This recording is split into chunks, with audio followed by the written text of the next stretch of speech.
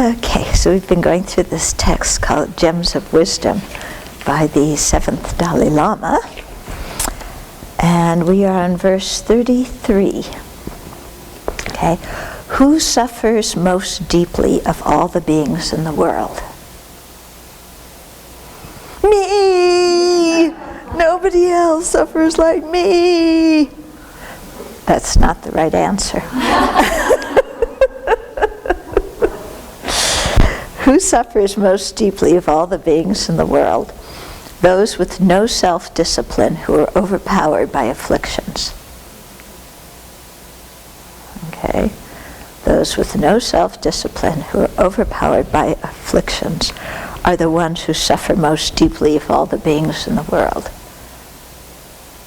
Okay, now that's not normally what we think, is it? Normally we think that somebody who suffers has great physical suffering or mental suffering, that they're very sick or they're wounded, they're injured, or people have been very mean to them or betrayed them or ruined their reputation or done something like that to them that made them have a lot of mental suffering. That's what we usually think of. Somebody who suffers because of what the outside did to them.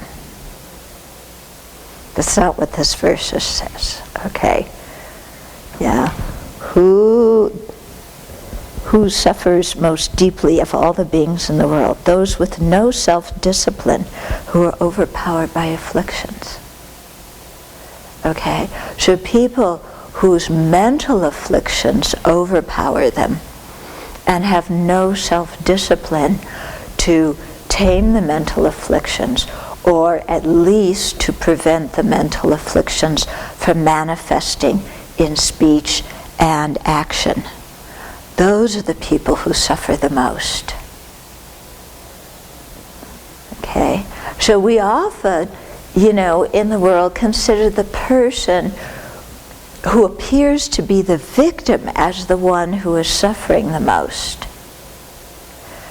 Yeah, but in a situation, is the victim necessarily the one whose mind is overcome by afflictions and who lacks self-discipline? In some case, that may be the situation of the victim. But in other cases, but in a situation where one person's harming the other, this is always, the condition of the perpetrator of the harm. Okay? So, in many ways, it's the perpetrator of harm who is suffering the most because their mind is uncontrolled, overpowered by afflictions, and thus creating the causes for their own suffering in the future, as well as inflicting suffering of others, which in turn brings them a lot of guilt and remorse and shame and so on. Yeah, this is an interesting flip around, isn't it? Yeah, to be able to look at somebody who perpetrates harm and see their suffering. Because especially when we've been the victim of harm, we focus on our own suffering, don't we? But what was the suffering of the person who harmed us, whose mind was overwhelmed by greed, or by rage, or by confusion? This person who thought that acting in this disturbing way would solve their own pain or remedy the situation, and in the process of acting that out verbally or physically, not only damages others, but puts incredible seeds of negative karma in their own mind stream. Okay, so a couple of ways to meditate on this verse is, one, to think of when we're the person whose mind is overcome by mental afflictions and lacks self-discipline, and thus say things and do things to harm others.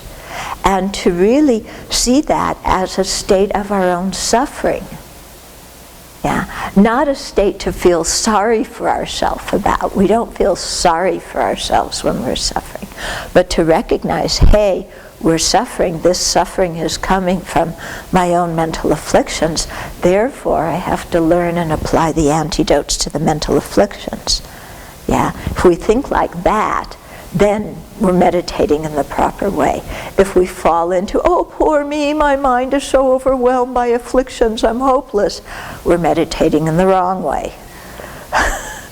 Okay? Buddha didn't need to teach us how to feel sorry for ourselves. Yeah, that's one talent we have without instruction, right? So that's one way to do it, when we're the person whose mind is overwhelmed. The other is when we're the person who has been harmed, instead of focusing on my suffering, thinking of the suffering of those who perpetrated the harm and how those people were overwhelmed by afflictions and thus did negative actions. Yeah, like I was saying a few days ago about when I went to Ganden in Tibet, and I was thinking about the karma created by the young PLA soldiers, you know, who took such delight in ruining the Dharma. And wow, like what a cause for compassion, because their minds were totally overwhelmed by affliction, you know. In this case, especially the affliction of confusion that can't determine what is virtuous from what is non-virtuous. But then also when they're destroying the monastery and so forth, probably a lot of anger. And, you know, really taking delight in, hey, we get to, you know, how people get, like, let's just, you know, take this apart. Oh, isn't this fun? And, you know, and in the process, putting so many seeds of harmful karma in their own mind streams. Okay? So that's, you know, the suffering that comes by means of the afflictions that create the negative karma. That is the person or the situation of the most suffering.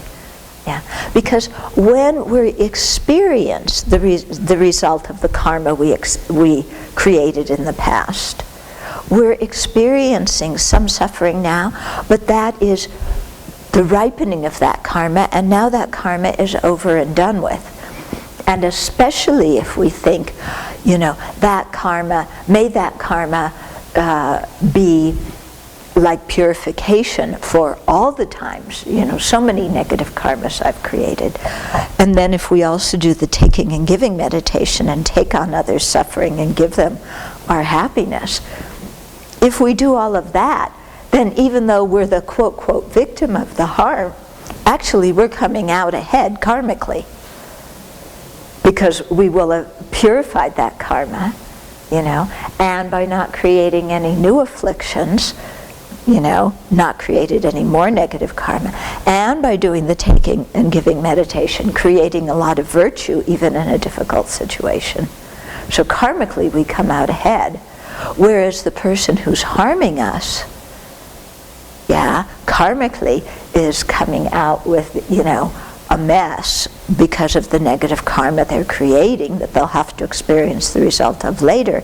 And also, that person has to go to bed at night and be with themselves, you know. And how do you feel in your heart of hearts at night when you go to bed and you know you've just spent the day putting all your negativity on somebody else and harming them? Yeah, you usually don't feel so good about yourself. So that person has to experience that in this life. Yeah. So if we take this perspective, you know, it can really help us to, you know, to see things in a better way, in a more realistic way, in a more beneficial way in our lives, and to transform our experiences. Because especially it saves us from being angry at the people who harm us, because we realize they're, you know, why be angry and wish them harm when they're creating the cause of their own harm?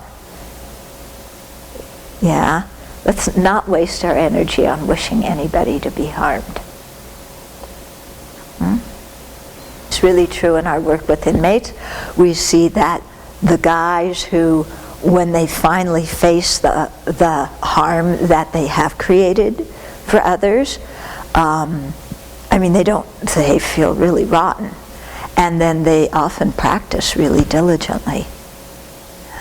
Lama Yeshe used to say that sometimes the people who've had the most suffering or the biggest samsara are the people who practice the best. Yeah, because they realize, where all the misery's coming from.